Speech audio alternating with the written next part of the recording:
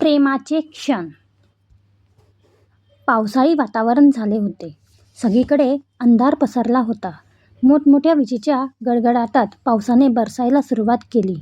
आराध्या तिच्या रूमच्या बाल्कनीमध्ये उभी राहून समोर धो-धो पडणारा पावसाकडे एकटक पाहत होती. पावसाचे काही थेंब तिच्या अंगावरही उडत होते. जसा धो-धो पाऊस बाहेर चालू होता, तसाच एक पाऊस तिच्या आतही चालू होता. त्याचे थेंब तिच्या डोळ्यातून अश्रूच्या रूपात वाहत बाहेर पडत होती. त्या बरसणाऱ्या पावसाने आराध्याला तिच्या भूतकाळात पोहोचवले. आराध्या घरातली अगदी हुशार, समजूतदार आणि मोठी मुलगी होती. परंतु घरातली बिकट परिस्थिती पाहता तिच्या वडिलांनी समोरून चांगले स्थळ चालून आले म्हणून लगेचच तिचे लग्न करण्याचा निर्णय घेतला. आराध्याने पण आपल्या पाठीमागे असणाऱ्या 2 लहान बहिणींचा विचार करून लग्नाला होकार दिला. बघता बघता तिचे लग्न झाले. लग्न सोहळा अगदी छान संपन्न झाला. मुलाकडच्यांनी कसलीही मागणी केली नव्हती, त्यामुळे आराध्यालाही तिच्या आईवडिलांच्या डोक्यावरून आपण भार हलका केल्याप्रमाणे वाटू लागले. परंतु मनात कुठेतरी शिक्षणाची असलेली आवड तिने जपून ठेवली होती. तिला आपले शिक्षण पूर्ण करून चांगली नोकरी करून आपले घर सांभाळायचे होते. पण ते स्वप्न कुठेतरी स्वप्नच राहून गेले. अर्धवट शिक्षणाने ती काहीही करू शकणार नाही. तिने आपल्या मनातली इच्छा मनातच दाबून मोठ्या मनाने आपला संसार सांभाळला. तिच्या घरचे सगळेच खूप चांगले होते. नवरा, सासू-सासरे सगळे तिला खूप सांभाळून घेत होते. एक दिवस असेच घरी साफसफाई करताना तिच्या हातात काही फाईल लागल्या. त्या फाईलमधले पेपर वाचून तर तिच्या पायाखालची जमीन सरकली. तिच्या नवऱ्याच्या हृदयाचे ऑपरेशन झाले होते. एवढी मोठी गोष्ट तिच्या नवऱ्याने आणि तिच्या सासरकडच्या मंडळींनी तिच्यापासून लपवून ठेवली. हा धक्का आराध्याला सहन झाला नाही. तिने रडतच आपल्या माहेरी फोन करून सगळे सांगितले. तिचे वडील गावाकडचे काही माणसं घेऊन आराध्याच्या घरी आले. घरात मोठे वादविवाद चालू झाले. सासरकडची मंडळीने आपली चूक कबूल केली आणि मोठ्या मनाने सगळ्यांची माफी मागितली. तिच्या वडिलांनी तर आराध्याला परत घेऊन जाण्याचाही निर्णय घेतला. या सगळ्या वेळात आराध्याने खूप विचार केला. नाही बाबा, मी तुमच्यासोबत परत घरी नाही येऊ शकत. यामुळे तुम्हालाच गावाकडची लोक नावं ठेवतील. माझे लग्न झालं आहे, त्यामुळे आता हेच माझं भाग्य आहे. आराध्याने त्या सगळ्यांसमोर आपला निर्णय सांगितला. आराध्याच्या घरच्यांनी तिला खूप समजवण्याचा प्रयत्न केला, परंतु ती मात्र आपल्या निर्णयावर ठाम होती. शेवटी तिच्या घरचे सगळे वैतागून तिच्यावर राग धरून तिकडून निघून गेले. आराध्या, माझी खरंच खूप मोठी चूक झाली. जिच्यासोबत माझं लग्न झालं आहे ती माझी अर्धांगिनी असूनही मी तिच्यापासून एवढी मोठी गोष्ट लपवली. पण खरंच मी मजबूर होतो. मला तर लग्नाच्या आधीच तुला हे सगळं सांगायचं होतं, पण काय करू, माझ्या आईने मला शपथ घातली. त्यामुळे मी शपथ पाळण्यासाठी तुझ्यापासून हे सगळं लपवून ठेवले. आराध्याचा नवरा धनुष तिला समजवण्याच्या स्वरात बोलला. याआधी जे काही झाले ते तर बदलता येणार नाही, पण मला वचन द्या की इथून पुढे जेवढे दिवस आपल्याकडे आहे आपण ते सुखाने आणि आनंदाने जगण्याचा प्रयत्न करू. आराध्या प्रेमाने त्याच्याकडे बघून त्याला म्हणाली. हो आराध्या, मी तुला वचन देतो की इथून पुढे आपले सगळे दिवस आनंदाचे येतील. आपण आपल्या आयुष्यातले हे प्रेमाचे क्षण अगदी मन भरून जगून घेऊ. धनुषही तिच्या हातावर प्रेमाने हात ठेवून तिच्या डोळ्यात बघत वचन देतो.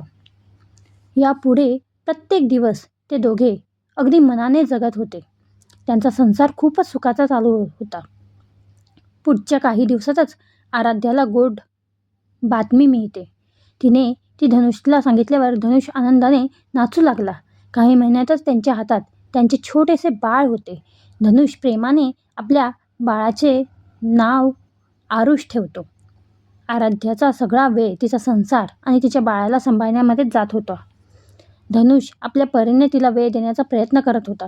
त्यांचे हे प्रेमाचे क्षण खूपच छान चाललेले होते. आरुष आता 5 वर्षाचा झाला. तो शाळेतही जाऊ लागला.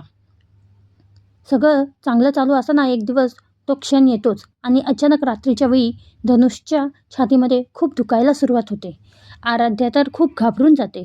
जराही वेळ न घालवता ती धनुषला घेऊन ताबडतोब हॉस्पिटलला जायला निघते. तिचे सासू सासरेही तिच्यासोबत असतात. धनुषला हॉस्पिटलमध्ये ॲडमिट केले जाते. त्याच्यावर उपचार सुरू होतात. आराध्या बाहेर बसून देवाचे नामस्मरण करत असते. तुमच्या नवऱ्याला तुम्हाला भेटायचे आहे, एक नर्स बाहेर येऊन आराध्याला सांगून जाते. तशी आराध्या धावतच धनुषला ठेवलेल्या ICUमध्ये येते. त्याची ती बिकट परिस्थिती पाहून तिच्या डोळ्यातले अश्रू थांबण्याचे नावच घेत नाही. ती पटकन त्याच्या जवळ जाऊन त्याच्या डोक्यावरून प्रेमाने हात फिरवते. आराध्या, मला नाही वाटत आता मी या सगळ्यातून सुखरूप परत येईल. धनुष रडक्या आवाजात तिच्याकडे बघून म्हणाला. नाही धनुष, प्लीज तुम्ही असे बोलू नका. डॉक्टर आहेत ना, ते त्यांचे प्रयत्न करत आहेत. आराध्या त्याला समजवण्याच्या स्वरात बोलते. खरं तर मनातून ती पण खूपच घाबरलेली असते. आराध्या, आपल्याला सत्य परिस्थितीची आधीपासूनच जाणीव होती. त्यामुळे हा खोटा दिलासा तू मलाही देऊ नको आणि स्वतःच्याही मनाला देऊ नकोस. आता फक्त तुला मला एक वचन द्यायचे आहे. धनुष शांत शब्दात तिच्याकडे बघून तिला म्हणाला. धनुष, प्लीज तुम्ही अशी आशा सोडू नका हो. आराध्या तरीही त्याला समजवण्याचा निरर्थक प्रयत्न करत होती. आराध्या, मी तुझ्या कपाटात ठेवलेली तुझी डायरी वाचली होती. त्यामुळे मलाही समजले होते की तुला शिक्षणाची खूप आवड आहे. तेव्हा बोलण्याची हिंमत नाही झाली. पण आता मला वचन दे की तू तुझी शिक्षणाची आवड पूर्ण करशील आणि तुझे राहिलेले शिक्षण पूर्ण करून एक चांगल्या कंपनीमध्ये चांगली नोकरी करून दाखवशील. माझ्या आरुषचा चांगला सांभाळ करशील आणि आपण एकमेकांसोबत जगलेले आपले प्रेमाचे क्षण कायम तुझ्या हृदयामध्ये साठवून ठेवशील. बोलताना धनुषचा आवाज कापरा झालेला. त्याच्या डोळ्यातूनही अश्रू वाहत होते. हो धनुष, मी तुम्हाला वचन देते. तुम्ही जे सांगितले आहे ते मी पूर्ण करेन. मी माझे शिक्षण पूर्ण करेल, आपल्या आरुषचा चांगला सांभाळ करेल आणि तुमच्यासोबत घालवलेले आपले प्रेमाचे क्षण आयुष्यभर माझ्यासोबत जपून ठेवेन. आराध्या एक क्षणही न लावता त्याला वचन देऊन मोकळी होते. तिचे ते शब्द ऐकून धनुष समाधानाने आपले डोळे बंद करतो. धनुषचा अंत्यसंस्कार केला जातो. पुढचे काही दिवस आराध्या धनुषच्या आठवणीमध्येच स्वतःच्या रूममध्ये बसून आपले दुःख व्यक्त करत होती. आराध्या, तुला असे बसून चालणार नाही. तू धनुषला दिलेले वचन विसरलीस का? तुला आता स्वतःसाठी, स्वतःच्या मुलासाठी खंबीर बनायला पाहिजे. आराध्याचे सासरे एक दिवस तिच्या रूममध्ये येऊन तिला समजवण्याचा प्रयत्न करतात. हो बाबा, तुम्ही बरोबर बोलत आहात. मला आता माझे दुःख बाजूला ठेवून माझ्या मुलासाठी जगायचे आहे. माझ्या धनुषचे स्वप्न पूर्ण करायचे आहे. आमच्यातले प्रेमाचे क्षण मला सोबत घेऊन जगायचे आहे. त्यामुळे मी आता दुःख करत बसणार नाही. आराध्या आपल्या सासऱ्यांकडे पाहून आत्मविश्वासाने म्हणाली. आराध्याचे सासरे तिकडे असलेल्या मोठ्या नामांकित कॉलेजमध्ये तिचं ॲडमिशन करतात. तिच्या सासू सासऱ्यांकडून तिला मानसिक सपोर्टही मिळतो. आराध्या आपले शिक्षण पूर्ण करत आपल्या मुलाचाही चांगला सांभाळ करू लागते.